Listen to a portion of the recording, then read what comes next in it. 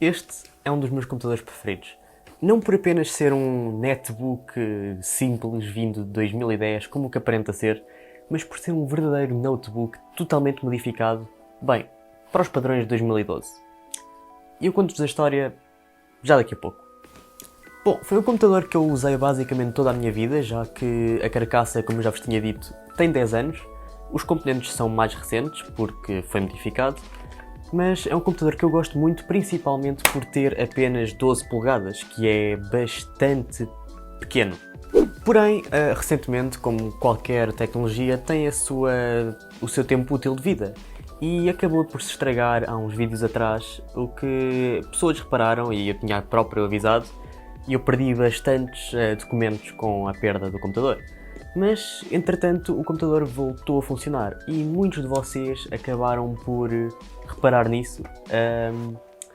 E até num vídeo houve uma pessoa que comentou que o computador estava a funcionar. Bom, para o arranjo deste computador, isto levou-me a uma série de tentativas para o poder pôr a arranjar. Até que um dia mais tarde, algum de vocês, como já tinha dito, reparou que o computador estava de facto a funcionar no meio do vídeo. Já não me lembro se foi exatamente porque estava a ler um roteiro que estava no computador ou se estava o computador a funcionar no background do vídeo, mas estava a funcionar. E vocês repararam. Então, olá a todos, I'm Fallen Nightmares e hoje o vídeo vou basicamente fazer isso.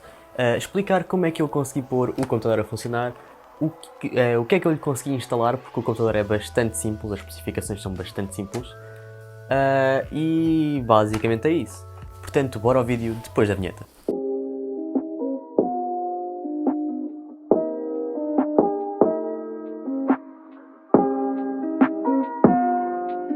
Bem, o computador foi modificado em 2012 com um Intel i7 da primeira geração. Sim, em 2012 já estávamos na segunda ou na terceira geração, mas o i7 da primeira geração eu conhecia-o mais naquela altura e sabia o que era preciso para o manter fresco, portanto era melhor para este computador. Principalmente porque o computador tem 12 polegadas e estes Intels i7 eram feitos para computadores de 14, 15 polegadas, portanto o processador que eu escolhi é um i7-620UE, um processador bastante raro hoje em dia e é só encontrado, e também só foi encontrado para mim, com uma motherboard chinesa que eu tive que encomendar e que demorou cerca de um mês para chegar.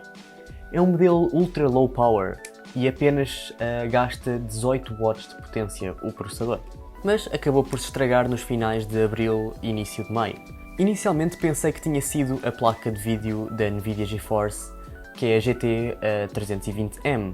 Não vamos confundir com a GT 320M dos MacBooks White, porque esta é uma linha completamente diferente e é uma linha também que causa muito menos calor.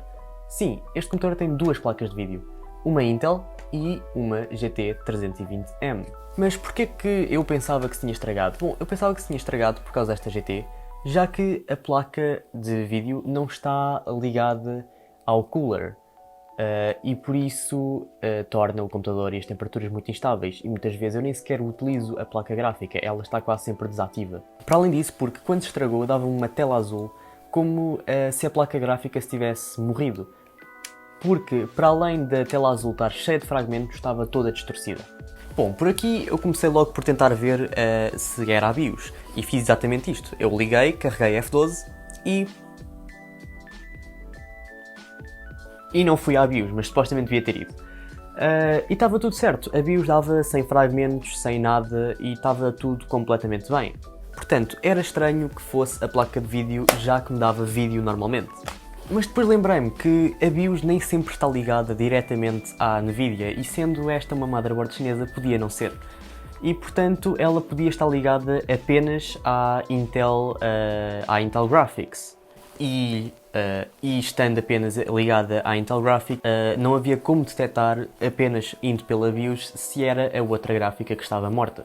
Já agora, o chip gráfico da Intel não é uma Intel HD 300 nem 200. Eu sei que já existia a Intel HD 200 na primeira geração, mas esta ainda era a Intel HD Legacy, uma antes da 200, e como não existia 1000 chamava-se Legacy. Bom, daqui tentei fazer a reinstalação do Windows no computador, mas sempre que chegava no ponto de copiar os ficheiros para uma partição do disco, o processo ia abaixo e o computador desligava-se. Um bocadinho para o estranho. Bom, aqui neste momento decidi retirar-lhe o disco rígido e copiar todos os ficheiros do disco e só depois fazer uma instalação de raiz, uma formatação completa. Bom, ao fazer isto eu vi que muita da informação ou estava a demorar séculos para ser transferida ou nem sequer era transferida e algo estava a acontecer a um nível interno do disco. Foi aí que eu percebi. Bom, foi aqui que eu percebi que o disco estava corrompido e para além de corrompido estava a morrer. Bom, também é óbvio, o disco já tinha 10 anos. Bom, se calhar tinha até mais, porque era o... Não, tinha mais de 10 anos. Foi o meu primeiro disco, SATA, portanto já tinha muito mais do que 10 anos. Como eu não sabia exatamente o que é que eu tinha que fazer, eu voltei a tentar copiar as informações do disco para o meu computador e tentei copiar outra vez, e tentei copiar outra vez, e tentei copiar outra vez... Mas acabei por perceber que eu estava a fazer cada vez pior ao copiar e copiar e copiar. Cada vez perdia mais e mais dados e estava a ficar mal.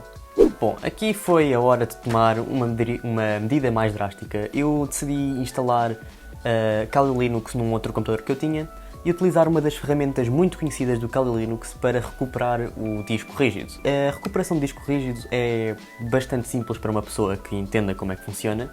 Quem não entenda, também existem montes de vídeos no YouTube, portanto pode-se pesquisar e consegue-se perceber bastante facilmente sem ter que ir a um técnico informático. Às vezes a recuperação do disco não é feita por esses programas, porque às vezes a recuperação do disco não dá para ser feita assim. Mas eu decidi experimentar na mesma e ver o que é que dava. E com uma grande paciência e 2 dias inteiros livres, eu consegui recuperar cerca de 87% do disco rígido. Bom, 87% de 40 GB não é muito.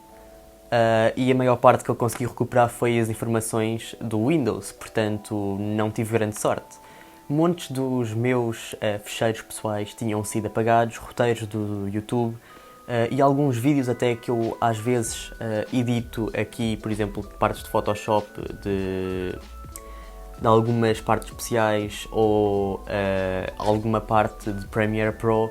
Quando eu não estou em casa, este é o computador que me salva, portanto é mais simples. Só que eu tinha perdido isso tudo, ou uma boa parte. Eu só consegui recuperar tecnicamente da parte do YouTube 12 GB. E é pouco. Mas pronto, não faz mal. Eu consegui recuperar alguns roteiros e alguns vídeos e partes de vídeos e até partes de Photoshop. Não foi mal. Podia ter recuperado mais, podia, se eu não tivesse sido um teimoso e copiar o disco 50 vezes quando eu sabia que aquilo não ia dar a lado nenhum. Mas eu fiz, fui teimoso, eu sou teimoso, não vale a pena. Bom, e então sempre acabei por descobrir qual é que era o problema do meu computador. Afinal não é a gráfica e portanto eu estou 100% save. Bom, espero eu que ainda não seja a gráfica. Pode acontecer mais tarde ou mais cedo. Então agora eu decidi recuperar o computador, já que ele tem umas especificações, bom, pelo menos superiores a um Intel Atom, portanto qualquer coisa superior a um Intel Atom vale a pena recuperar. E portanto foi exatamente isso que eu fiz e é exatamente isso que eu tenho na mão, alguns upgrades que eu fiz ao computador. Eu fui à procura de alguns componentes que eu tinha em outros computadores, já que eu não pretendia comprar componentes novos, não valia a pena, era um Toshiba 2010 com peças de 2012, porque não vale a pena. Mas acabei por encontrar algumas peças bastante interessantes, como por exemplo este SSD, que foi logo uma das primeiras coisas que eu peguei, um SSD da WD Green, que é bastante barato. Eu não estou a ser patrocinado por eles, eu gostava, mas não estou. Só que é um dos SSDs mais baratos que eu costumo conseguir encontrar e comprar. E ainda por cima é um SSD de 120 GB, o que, bom, é mais do que 40 GB, portanto serve perfeitamente. Para além disso, como o Toshiba tem um leitor de SATA em SATA 2, portanto só consegue ler até 300 MB por segundo, e o disco era SATA 1, portanto ainda era menos, era 150 MB por segundo.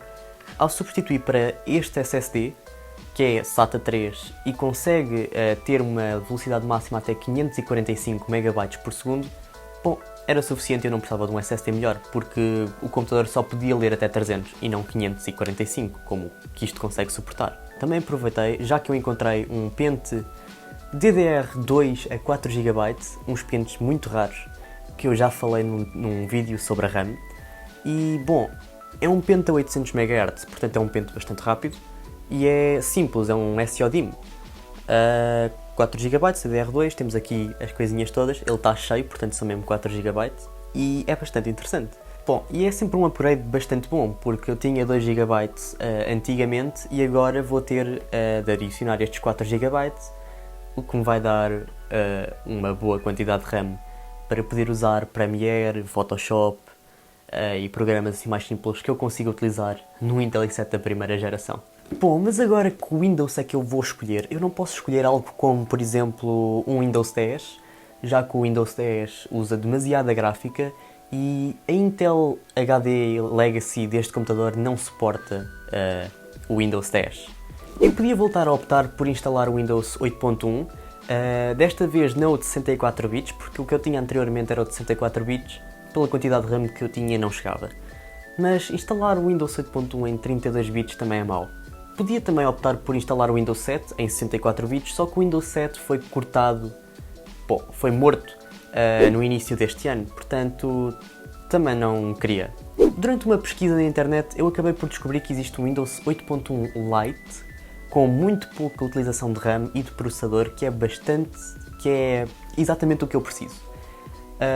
Para além disso, o Windows é em 64 bits, portanto dá para continuar a usar o Premiere, o Photoshop, o Adobe, whatever, o que eu quiser. A instalação é bastante simples e bastante semelhante à do Windows 10, por isso não tem grande novidade, e a ativação do Windows é feita de forma igual, com uma chave de ativação válida ou como o que eu fiz, como é que eu ia dizer? Com um pequeno comando que eu tenho, umas linhas de programação que deitam a ativação abaixo. Não posso falar isto de maneira assim muito abertamente, porque senão o YouTube ainda me corta, mas pronto.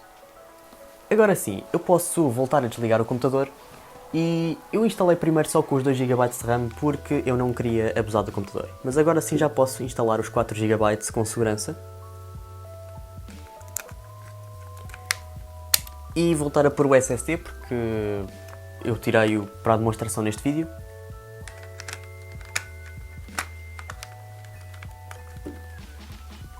E voltar a ligá-lo. Eu liguei-o, fui ao gestor de tarefas para ver se estava tudo ok, o SSD estava ok, o processador estava ok, a placa de internet estava ok, mas depois fui à RAM e... não. Só estava a detectar 2 GB de RAM e ainda por cima a 667 MHz, o que não devia.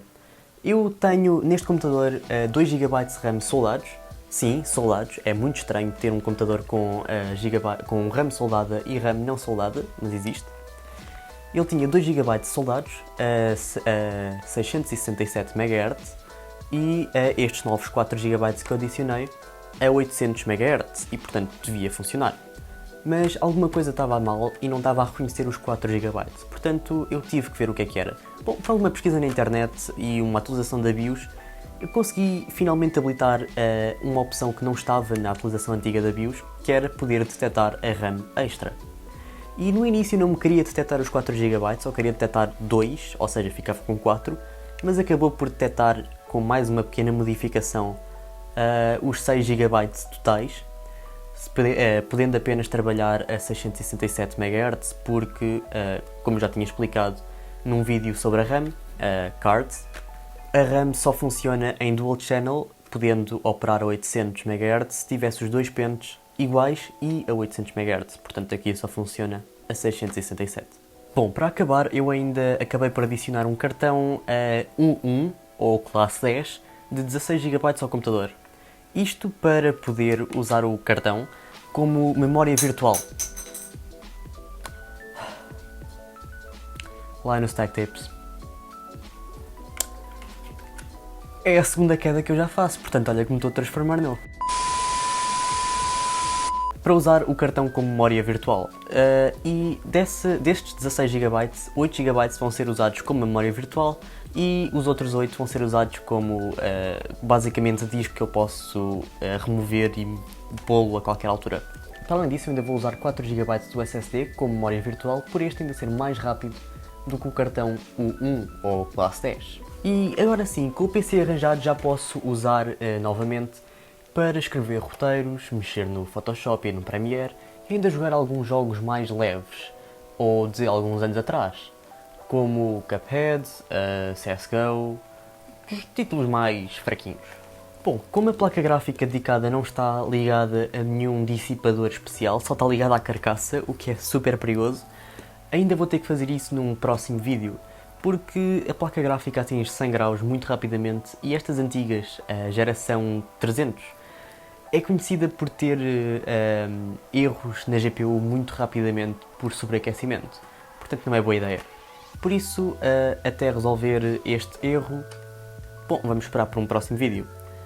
Para além disso, para quem ficou curioso, esta placa de vídeo 320M, eu apenas tenho 500 MB dedicados de VRAM, de RAM de placa gráfica. O que é pouquinho, é pouquinho, mas funciona perfeitamente para jogos. Bom, apesar de ainda ter este problema, eu acho que foi um ótimo progresso. Eu consegui pôr um computador que não funcionava a funcionar. E ótimo! Já agora eu fiz um Instagram, sim, um mestre do antissocial fez um Instagram para o canal, perfeito, e eu vou deixar o link tanto do Instagram como do TikTok aqui na descrição. Sim, eu tenho TikTok. É triste. Portanto, por hoje é tudo, daqui foi For All Nightmares e fui!